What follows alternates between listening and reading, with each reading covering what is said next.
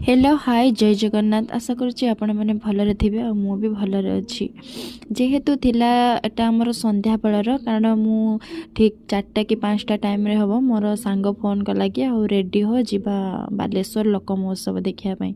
मोर भी जावाई इच्छा नाला जेहेतु से मैंने कहले कि जीवा तो घर जाकि आनिबा कौन बे रोल करचु आ तू बाहर की रह तेणु मु पूरा बाहरी पड़ती आदि अति रिक्वेस्ट कर तो कहीं छाड़बी तापर आम बाहरी बाहर के कारण जेहेतु शीत पड़ी ना तेणु पूरा घड़े घोड़ा होगी जाकि पहुँची आमर लोक महोत्सव सेठी पहुँचला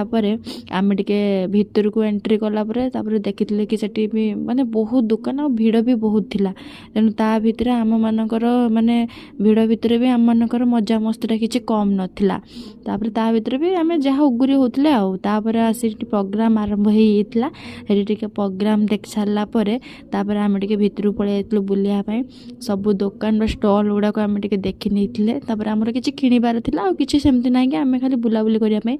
ता भितर किसी दुष्टामी थाए जोटा कि आम भितर जड़े अच्छी किसी भी देखिले कि भी से हाथ मारदेव तापर से बुलिक आसला रजी किचेन पलि आसलु कारण से आमको किसी खाइबार था और किसी खाइबा भी मगई देलु से खाई सारापर तापर आम पलि आसले कौटी प्रोग्राम देखापी प्रोग्राम देख सारिकी आम टे पलू आम झुलवाई टे